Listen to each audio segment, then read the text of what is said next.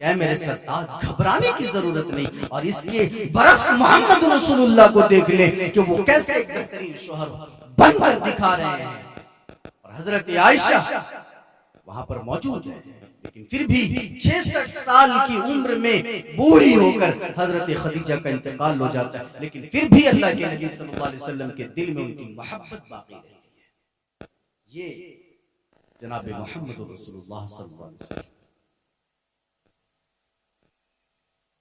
اگر آپ ایک ڈاکٹر ہیں، اگر آپ ایک ڈاکٹر ہیں تو جناب محمد رسول اللہ صلی اللہ علیہ وسلم کی زندگی آپ کے لیے نمونہ کیسے، آپ کے لیے ماڈل کیسے ہے۔ اٹھائیے، ایک ڈاکٹر اللہ کے نبی کے پاس آیا، لوگوں نے ان کو بھیج دیا کہ جاؤ محمد کے پاس، دیکھنا وہ پاگل ہو گیا ہے، وہ مجنون ہو گیا ہے، وہ ادھر ادھر کی باتیں بکتے رہتا ہے، جاؤ ذرا اس کا علاج کر دینا۔ وہ ڈاکٹر آیا، ایک دن بیٹھا اللہ کے نبی صلی اللہ علیہ وسلم کے سامنے بیٹھا، اللہ کے نبی سے پوچھا کہ کیا ماجرا ہے، ماجرا کیا ہے؟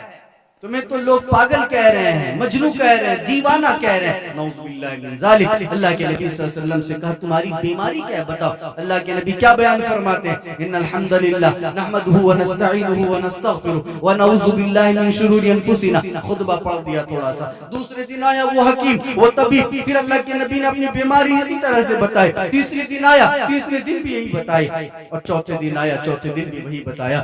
وہ دوبارہ جاتا ہے قریشیوں کے پاس، لوگوں کے پاس دوبارہ جاتا ہے، کہتا ہے کہ سنو، جس کے پاس تم نے مجھے بھیجا کہ وہ محمد پاگل ہے، اللہ کی قسم وہ محمد پاگل نہیں۔ اگر آپ ایک ڈاکٹر ہیں تو ڈاکٹری جناب محمد رسول اللہ سے سیکھیں کہ جب بندہ چھینک لے تو الحمدللہ کہے، الحمدللہ کہے۔ یہ کب بیان فرما رہے ہیں اللہ کے نبی؟ آج سے 1400 سال اللہ کے نبی یہ بیان فرما رہے ہیں کہ جب بندہ چھینک لے تو الحمدللہ کہے۔ آج کی سائنس اور میڈیکل سائنس نے جب تحقیق کیا تو ان کو پتا چلا کہ بندہ جب چھینکتا ہے تو نینو سیکنڈ کے لیے اس کی دل کی دھڑکنیں بند ہو جاتی ہیں، اور اگر تھوڑی دیر اور بند ہو جائے تو پھر بندہ اس دنیا سے چل بسے۔ اے اللہ، میں نے چھینکا، میری دل کی دھڑکنیں بند ہو گئیں، پھر بھی تو نے مجھے زندگی دے دی، الحمدللہ، ساری تعریفیں تیرے ہی لیے ہیں۔ بندہ چھینکے تو چھینکنے کے بعد الحمدللہ کہ یہ کون بتا رہا ہے؟ یہ محمد رسول اللہ صلی اللہ علیہ وسلم بتا رہے ہیں کہ چھینکنے کے بعد تم الحمدللہ کو۔ اچھا، دنیا کا کوئی ایسا دھرم نہیں ہے جو چھینکنے کے بعد کوئی منتر بتا دے، کوئی شلوک بتا دے، کوئی سوکت بتا دے۔ دنیا کا کوئی دھرم ایسا نہیں ہے جو اسٹیپ بائی اسٹیپ چیزوں کو بتائے کہ تمہیں کیا کرنا ہے۔ اونچائی پر چڑھو تو کیا پڑھنا ہے، نیچے اترو تو کیا پڑھنا ہے، شیشہ دیکھو تو کیا پڑھنا ہے، سونا ہے تو کیا بول کر سونا ہے، سو کر اٹھو تو کیا بول کر اٹھنا ہے، بیت الخلاء میں جاؤ تو کیا بول کر داخل ہونا ہے۔ دنیا کا کوئی دھرم نہیں بتائے گا۔ یہ محمد رسول اللہ صلی اللہ علیہ وسلم کی سیرت طیبہ بیان فرمائے گی۔ اور دنیا کا کوئی ایسا دھرم نہیں ہے جو پیشاب کرنے کے بعد پانی لیتی ہے۔ کوئی مذہب نہیں ہے سوائے مسلمانوں کے جو پیشاب کرنے کے بعد پانی کا استعمال کرتے ہیں، اور پانی کی غیر موجودگی میں پانی نہ ہو تو پھر مٹی کے ڈھیلوں کا استعمال کیا جاتا ہے۔ پیشاب کرنے کے بعد بھی، قضاء حاجت کے بعد بھی۔ اچھا، آج 1400 سال کے بعد جب لوگوں نے اس پر اسٹڈی کیا اور لوگوں نے تحقیق کیا تو ایک ڈاکٹر نے کہا کہ مٹی کے تاق ڈھیلوں کا استعمال اگر کوئی بندہ کرے تو اس کو بواسیر کی بیماری نہیں ہوئی۔ یہ محمد رسول اللہ صلی اللہ علیہ وسلم آج سے 1400 سال پہلے بیان فرما رہے ہیں۔ پیشاب جب بندہ کرتا ہے، آج کی میڈیکل سائنس کیا بیان کرتی ہے کہ پیشاب کرنے کے بعد وہ پیشاب کے اندر ایک یورک ایسڈ ہوتا ہے۔ اگر آپ کسی تر و تازہ پیڑ کے اوپر، پودے کے اوپر پیشاب کر دیں گے وہ پودا مرجھا جائے گا، مر جائے گا، سوکھ جائے گا۔ کیوں؟ اس لیے کہ اس پیشاب کے اندر یورک ایسڈ ہوتا ہے، اور جیسے ہی ہم پانی لے لیتے ہیں تو اس پانی سے اس یورک ایسڈ کا خاتمہ ہو جاتا ہے۔ یہ جناب محمد رسول اللہ صلی اللہ علیہ وسلم بتا رہے ہیں کہ پیشاب کرنے کے بعد تمہیں پانی لینا ہے، پانی نہ ملے تو پھر مٹی کے ڈھیلوں کا استعمال کیا جائے، اس سے یورک ایسڈ کا خاتمہ ہو جائے گا۔ اور اگر پیشاب کرنے کے بعد پانی نہ لیں تو کیا ہوگا؟ وہاں پر گھاؤ ہو سکتا ہے، اور پھر جب بیوی سے ہم بستری کرے تو پھر بچے کے اندر بگاڑ پیدا ہو سکتا ہے. یہ میڈیکل سائنس ثابت کر چکی ہے. یورک ایسڈ سے بہت خطرناک نقصانات سامنے آ سکتے ہیں. محمد رسول اللہ صلی اللہ علیہ وسلم ایک ڈاکٹر ہونے کی حیثیت سے بیان کر رہے ہیں کہ تمہیں کیا کرنا چاہیے اور کیسے کرنا چاہیے. الغرض اگر ہم دیکھیں جناب محمد رسول اللہ صلی اللہ علیہ وسلم کو ایک باپ ہونے کی حیثیت سے, تو جناب محمد رسول اللہ صلی اللہ علیہ وسلم ایک باپ ہونے کی حیثیت سے بھی ہمارے لیے ماڈل ہے, نمونہ ہے. اس لیے کہ حبار بن اسود نے حضرت زینب کو قتل کر ڈالا. حضرت زینب اونٹنی پر سوار جا رہی تھی اور حبار بن اسود نے نیزہ پھینکا. نیزہ غلطی سے اونٹ کے اوپر لگ گیا اور اونٹ کے اوپر نہیں بلکہ حضرت زینب کے پیٹ میں لگ گیا. اور پیٹ میں لگنے کی وجہ سے حضرت زینب کے پیٹ کے اندر جو بچہ تھا, یہ حضرت زینب کون ہے؟ نبی کی بیٹی ہے, محمد رسول اللہ صلی اللہ علیہ وسلم کی بیٹی ہے. ان کے پیٹ میں لگ جاتا ہے, بچہ ساقط ہو جاتا ہے, بچہ مر جاتا ہے. تھوڑی دیر کے بعد حضرت زینب کا بھی انتقال ہو جاتا ہے.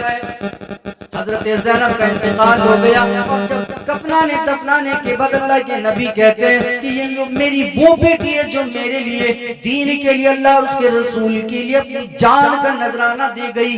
یہ میری بیٹی وہ بیٹی ہے جو اپنے دین کے لیے, محمد کے لیے اور اس دین کی دعوت و تبلیغ کے لیے اپنی جان کا نذرانہ پیش کر گئی. ایک باپ ہونے کی حیثیت سے جناب محمد رسول اللہ صلی اللہ علیہ وسلم کیسے ماڈل ہے.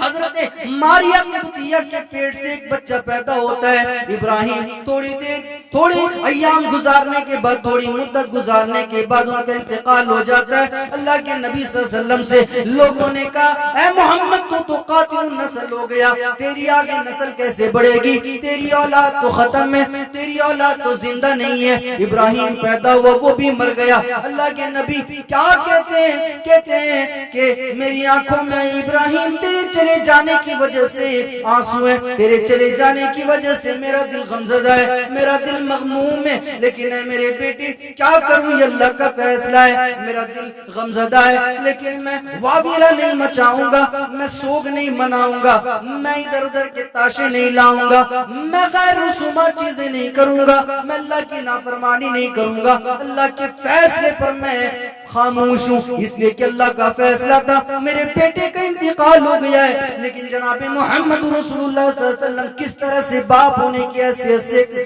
رول اور ماڈل ہے ہمارے لیے, وہ دیکھنے کی بات ہے. آج اگر کوئی چھوٹا بچہ مر جائے, چھوٹا بچہ انتقال کر جائے تو مائیں باپ بھی رونے لگتا ہے.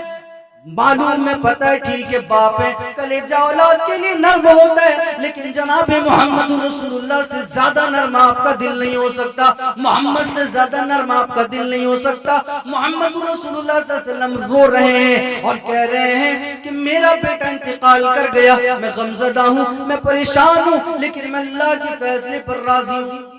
آج مائیں اور بہنیں, ان کے ہاں جب بچہ مر جاتا ہے تو مائیں اور بہنیں کہتی ہیں کہ یہ کھلونا اب کون کھیلے گا, یہ میرا بیٹا تھا یا میری بیٹی تھی جو مر گئی ہے, یہ کھلونا اب گھر میں پڑا رہے گا, اب یہ کون کھیلے گا. اور چلاتی اور دہاڑتی ہیں اور لوگوں کو جمع کرتی ہیں اور بہت زور سے چلانا شروع کر دیتی ہیں, اور باپ بھی بہت زور سے چلانا شروع کر دیتا ہے اور ادھر ادھر کے ناشکرانے الفاظ کہنا شروع کر دیتا ہے. یاد رہے مسلمانوں, زندگی کے شعبے میں اگر تمہارے لیے کوئی نمونہ ہے, کوئی ماڈل ہے, تو جناب محمد رسول اللہ صلی اللہ علیہ وسلم کی زندگی ہے. اور وہ محمد رسول اللہ صلی اللہ علیہ وسلم جو اتنے بڑے حاکم وقت تھے, اتنے بڑے حاکم تھے, اتنے بڑے قاضی تھے کہ جناب محمد رسول اللہ صلی اللہ علیہ وسلم کی زندگی میں انہیں مارا گیا, انہیں ستایا گیا, ان کے صحابہ کرام کو پریشان کیا گیا, انہیں تکلیفیں دی گئی. لیکن جناب محمد رسول اللہ صلی اللہ علیہ وسلم جب مکہ کو فتح کر لیتے ہیں, فتح مکہ کا وقت آیا,